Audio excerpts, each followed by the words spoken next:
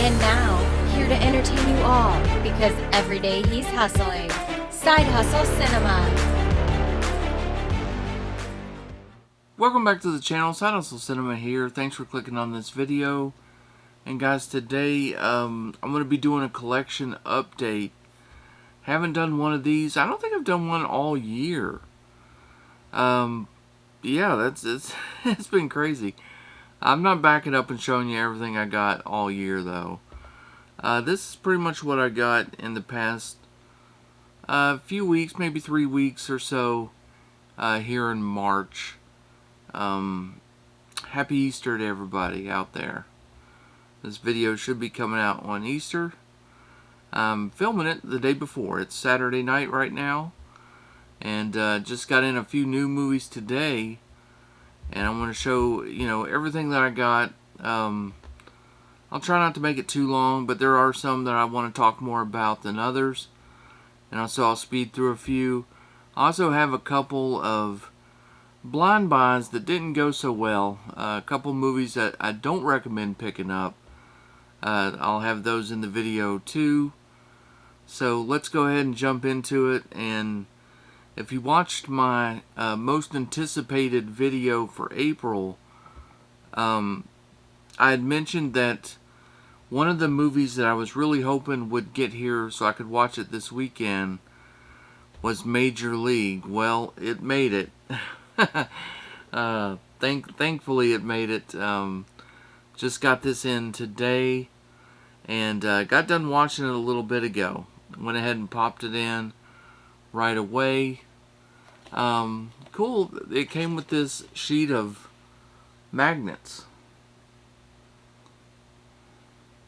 Yeah, it's just like kind of stuck to the back there. I thought that was pretty cool. And so there's what the steelbook looks like. And still got the disc in the player, so you can see the inside there. That's cool. It's got Joe Boo on there. But yeah, really, the movie holds up great. Baseball is one of those kind of timeless sports. Hasn't changed that much, and so the movie itself holds up really well. Matter of fact, it really just keeps getting better. Always find something to like about it. Some cool special features on this though. There was a alternate ending that I don't think I'd ever seen on any previous releases. Maybe it has. I don't know, but I'd never seen it. So that was really cool to check out. So that's on here too. You can see what the alternate ending, what was originally in the script.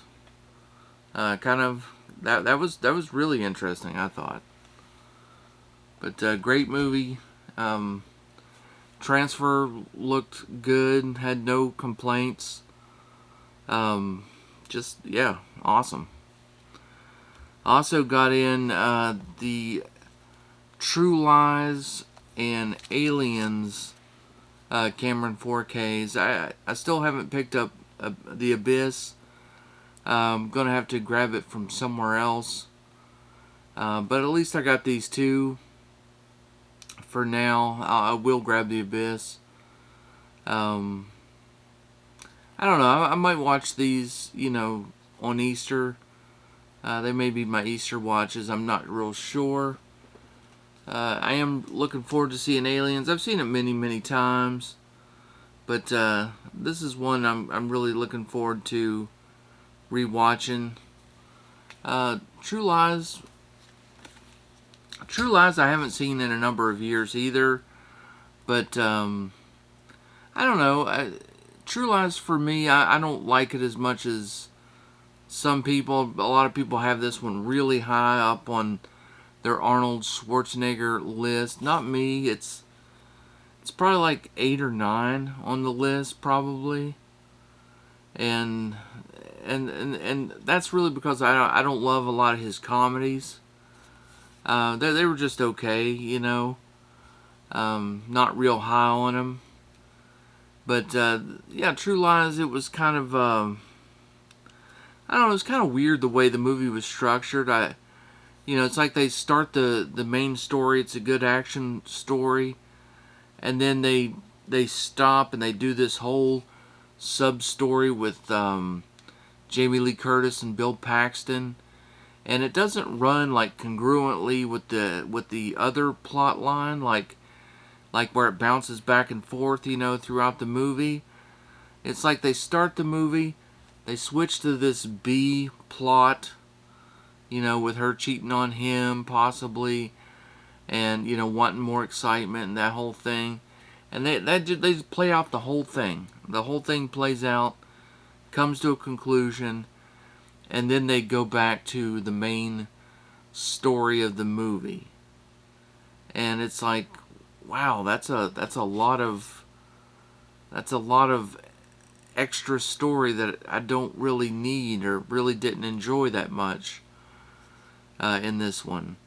So that one made it feel weird. Also, it's like they kept trying to make it like a funnier movie, like the scene where the Uzi like rolls down the stairs and it's like shooting people and all that. That was like real slapstick, almost like Airplane or Naked Gun or something. I didn't want that. I didn't need that in like a serious action movie. I just wanted this one to be a serious action movie, and they put, I don't know, it had like different feels throughout the movie. It's like it just kept changing identities. I don't know.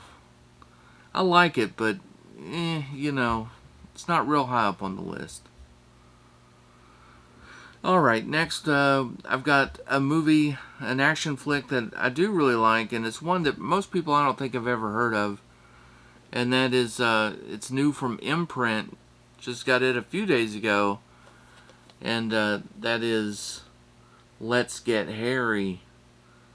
And this is a really good one. It's Imprint spine number 297, and it's from 1986. I originally saw this like on a movie channel or something. Really liked the movie. Thought it was really good. And it's one that just it wasn't on TV all that much. Like I don't remember seeing that one, so that's why I figure most people aren't going to know this one. I was super excited, super shocked to see that it was going to get a release on Blu-ray like this. But it's a really cool movie. It's if I had to describe the plot, I would say it's Iron Eagle in combination with Rambo. It would be a good way to describe it, because the plot is basically Mark Harmon plays Harry, and he's some kind of engineer, like water engineer, and so all these guys work together in Chicago. And Harry's been down in South America for 6 months working on this, some kind of water plant types, thing that they're doing. And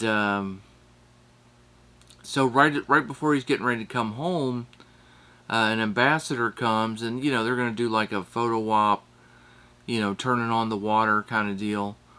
And this gang of drug lord mercenary type guys show up and kidnap Harry and the ambassador. And so his friends in Chicago, they try to go to the government, but the government's basically, we don't deal with terrorists, and so nothing's gonna happen. There's no negotiation. And so they decide, hey, let's go get Harry. And so this movie's got Gary Busey and, of course, Mark Harmon and Robert Duvall. Robert Duvall plays a mercenary that they hire. He's like former military. He's going to help them out. He's like the Chappie Sinclair character from Iron Eagle, basically. And so they formulate a plan. They go down to South America, and they're it turns into Rambo kind of, down there. They're gonna bring their buddy back. Yeah, it's a really good one. No special features or anything on this, and honestly, the film must have been in pretty poor condition, because even though it's on Blu-ray and stuff, it still doesn't look the best at times. But it's a really enjoyable movie. So it's one of those I'm willing to look past all that. And of course, those imprint boxes are those side-loading slip boxes. I'll show you on the next one here, because it's another imprint title. It is spine number 298, and this one came out in 1987, and it's batteries not included. And I got it when I got the other one. So yeah, it's just a side-loading slip box on these. They're flimsy though. They're not like a rigid box. Really cool artwork on batteries not included. That looks really nice. I've never seen that artwork before. Very cool. It's not double-sided or anything. There is some inside artwork, but it's not like another cover. And you get a little discard on there. And if you've never seen Batteries Not Included, this is a really fun family movie. This one's not violent or anything at all.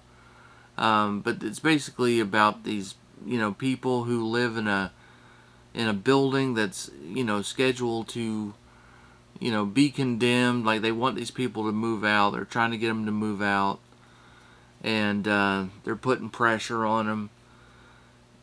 And these robots kind of show up, and there's these like little tiny robots, but they got like personality, even though they don't speak and stuff.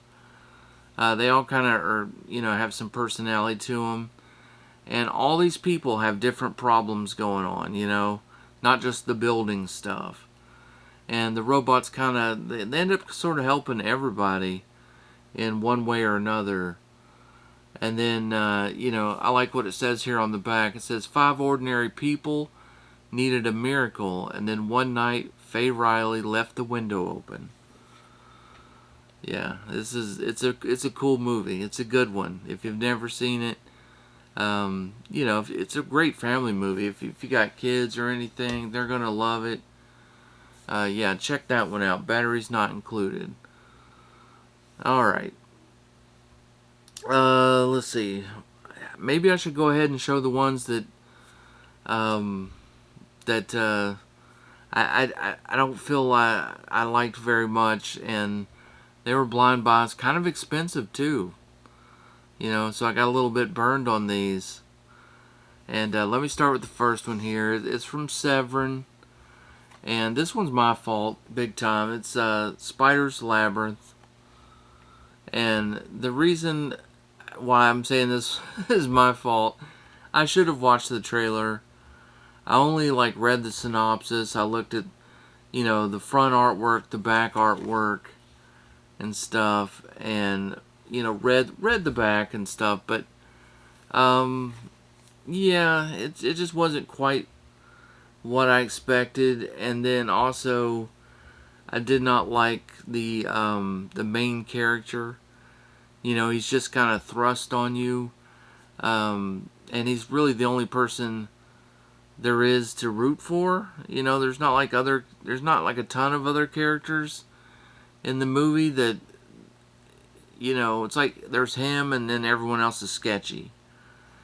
And it's like, well, yeah, but I don't think I'll even like this guy. And also, it was kind of hard to figure out at first what is he there to do, because all that happens is, from the very beginning, you find out they're sending him to Budapest to track down this doctor who has kind of stopped communicating with this group that he works for.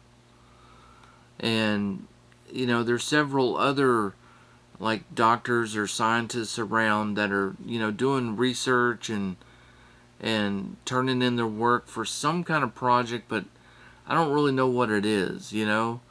They don't really tell you that much in the beginning.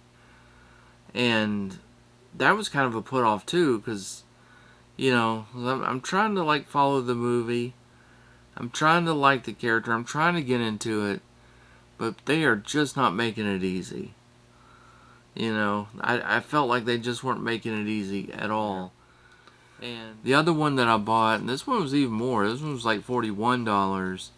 It's got great packaging, but this one ended up not being that great for me either, and that's Phase 4. And this one's from Vinegar Syndrome. You know, I'm just a huge Animal Attacks fan. Love those types of movies, so I'd never seen this one, and I'd heard about it.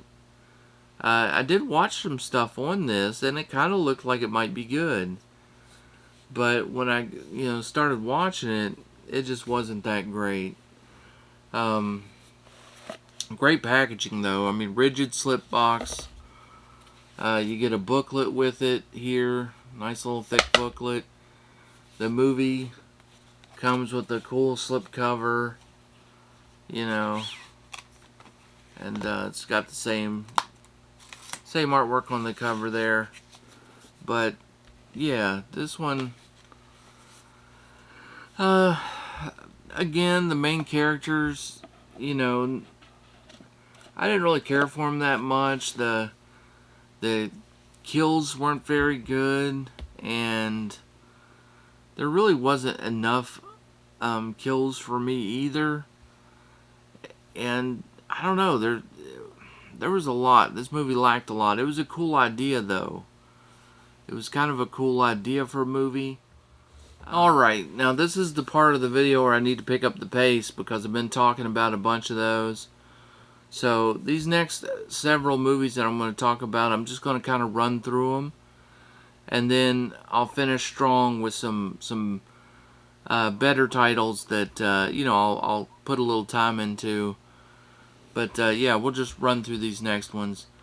This one I picked up also from Umbrella was Canon Ball 1 and 2. Great comedy. Very cool that they, it's a 2-disc set. So, it's not like 2 movies on 1 disc. If you've never seen this show, it's great. It's an all-star cast. There's a ton of people in this movie, or in both movies. And it's basically a cross-country winner-take-all race. And there's a whole bunch of stuff that happens along the way. And they introduce so many teams, you never know who's going to win. That's what makes it so much fun. Is there's not just one good guy team and everyone else is bad guys, so you know who's going to win. There's a bunch of teams, and some of them are good, some of them are bad. And you never know quite who's going to win. That's what made this one so good. The next one I got here is, I picked it up used from Orbit DVD. It was kind of a throw-in movie to get, the free shipping or whatever. It was a nice little 4-pack of Summer, Sun, Sand, and Sweat 4-movie collection. And it's really cool. You get Private Resort, Hard Bodies, Spring Break, and a movie called Perfect. And of the 4 movies, the one that I've never seen is Perfect. And that one has Jamie Lee Curtis and John Travolta. So you can kind of take a look at those. And, it's spring now. And, summer's just around the corner. And, yeah, these are all kind of fun movies here. Or at least the 3. And I want to check out the 4th one there. So I thought that was pretty cool. I was glad to get that. Got it real cheap too. Next, I grabbed the this is from Via Vision, which is sort of an offshoot of Umbrella there. But picked up the 3 Ninjas 4-film collection. Yeah, I mean I was an older teen when these movies came out, but I did end up seeing 3 Ninjas in the theater. I actually saw it twice. Saw it in a regular theater, then saw it in the we had a dollar theater, which when a movie was almost out of its run, they would give it a few weeks in the dollar theater, and that was a cool place to check out movies on the cheap. But yeah, I mean, so I was a fan of the movie. I'd seen the second one, but not in a really, really long time. And the other two I'd never seen before. So this was a little bit of a journey. I only watched rewatched the first one so far. And to be honest, it didn't quite hold up for me. not like I thought it would. Um, yeah, it was a little bit. It wasn't like Surf Ninjas. You know, Surf Ninjas holds up really well. Ninja Turtles held up pretty well. This one felt a lot more kid movie than I remembered. So didn't hold up quite as well. These next three are movies that you probably don't have. They're 4Ks. They're only available overseas. That really weren't that popular. So I don't know how many people ended up picking these up. You would have had to import them or order them from like Orbit or somewhere like that. The first one is Terminator Salvation on 4K. This is one of my favorite Terminator movies. It's like, I put it right up there in the same tier as 1 and 2. That's how much I like this one. I thought it was really good.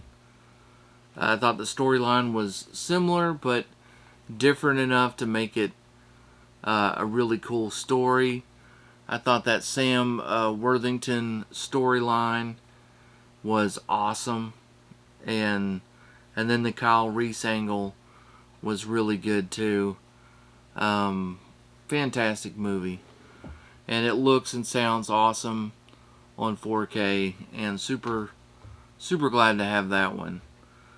The next one I haven't watched yet, but I'm sure it's going to look and sound amazing, just because of the type of movie it is, and that's U571, and that's got Matthew McConaughey. It's actually got a pretty all-star cast in here. Bill Paxton, Matthew McConaughey, Harvey Keitel, John Bon Jovi. Next is one I haven't watched yet either, but I was kind of curious to check it out. Trailer didn't look that bad. That's Supercell.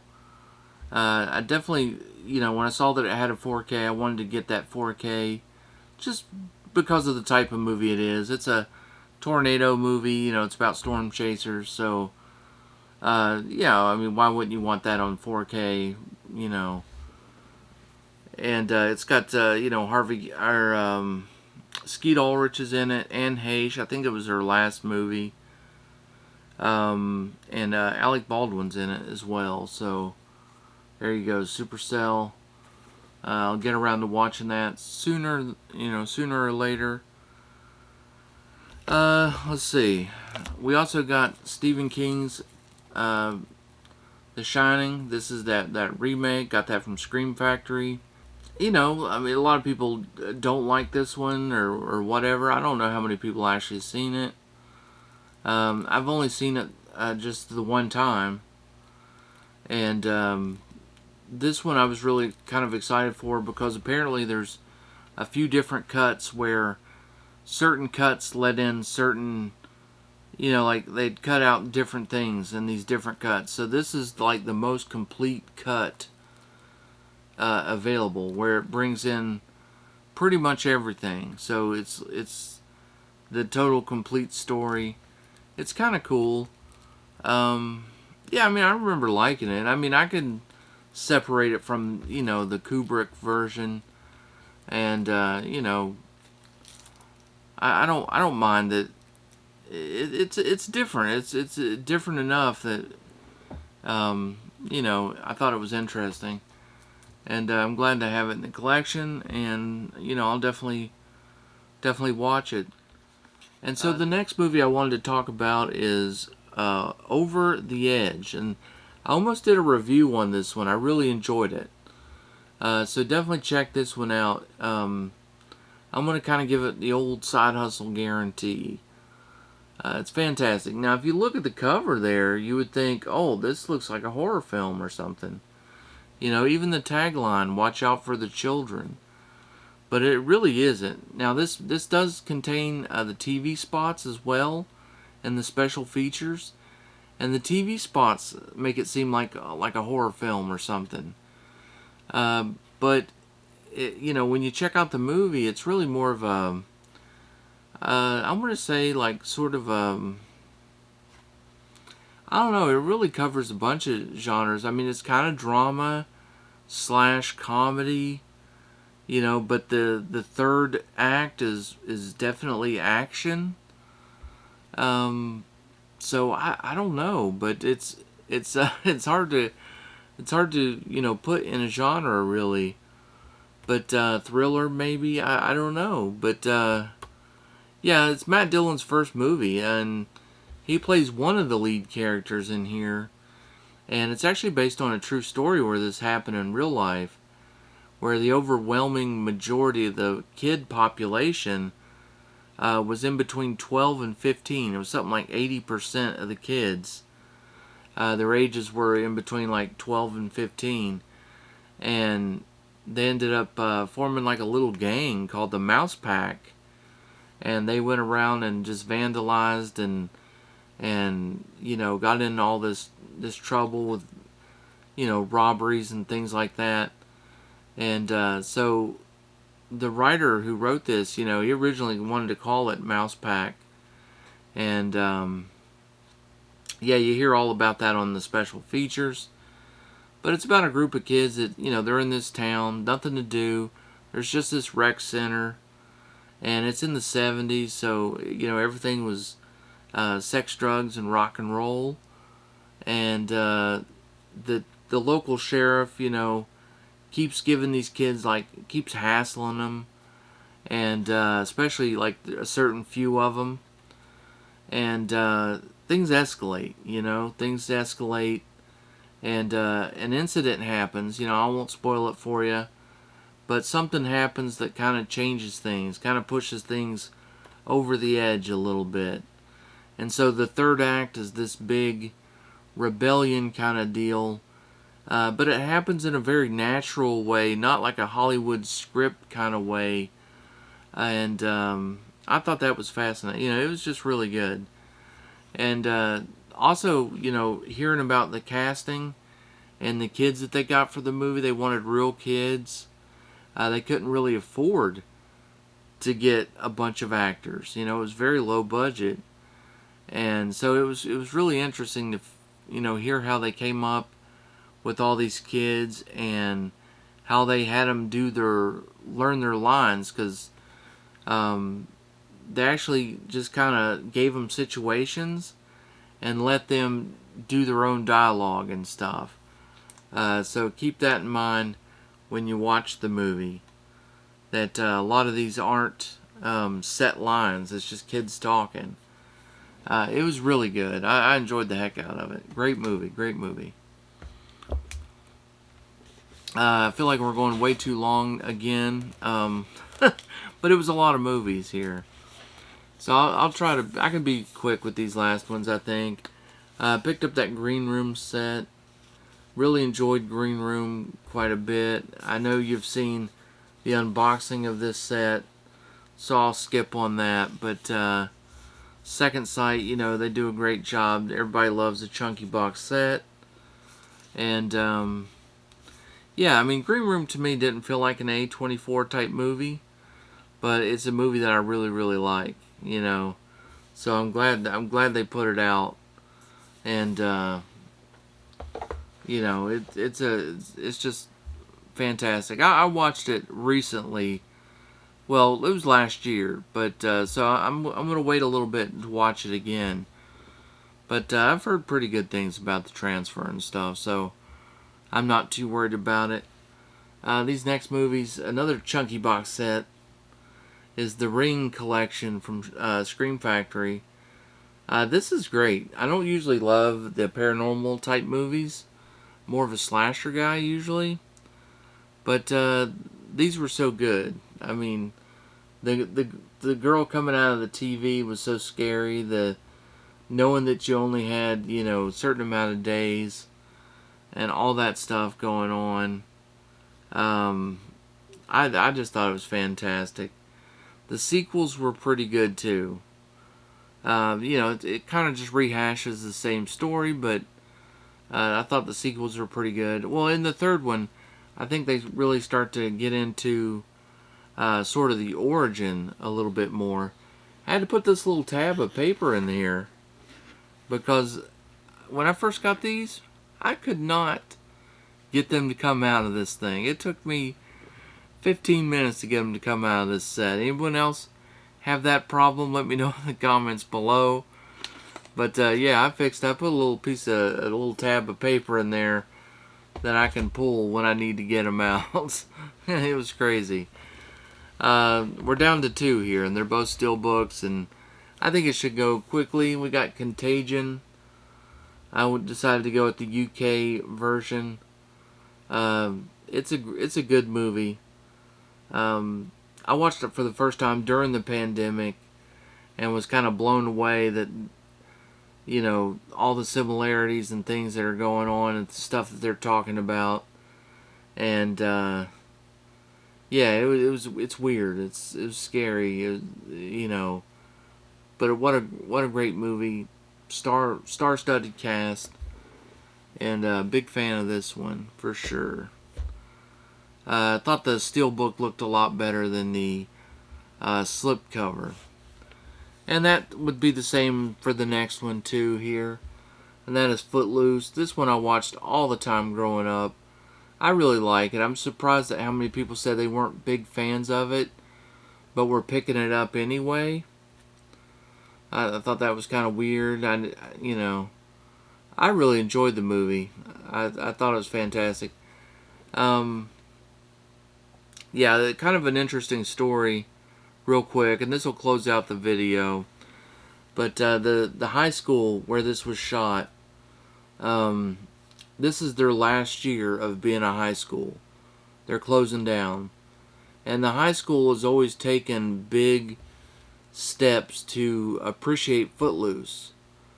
Like in the hallways, they have pictures of the actors and stuff, and scenes from the movie, and they've been up forever.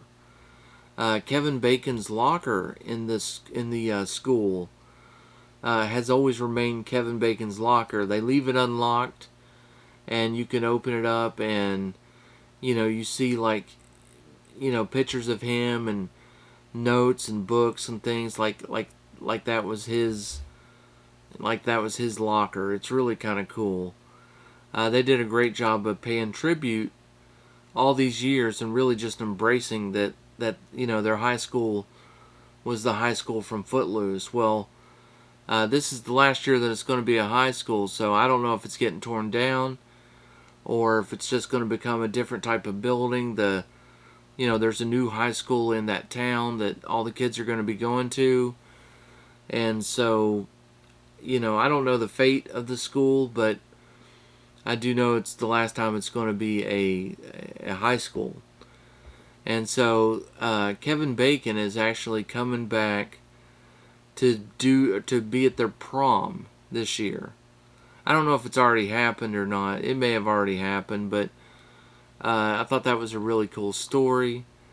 He agreed to do so. There was a big online campaign trying to get him to agree to come to prom and do all that stuff. And they even raised money for his charity, 6 Degrees. And yeah, he ended up saying okay that he would come. So I thought that was kind of cool. Anyway. Well, I'm going to try to make these a little more frequent so they won't be quite as long. But if you watched till the end of this one, thank you so much. And you're one of the real ones. And do me a favor, comment down below, #RealOnes. And, that'll be our little calling card to know who's out there for the whole video. That'd be kind of cool. And as always, Happy Easter. Stay safe. Have fun. Keep watching those movies. And I'll see you on the next one.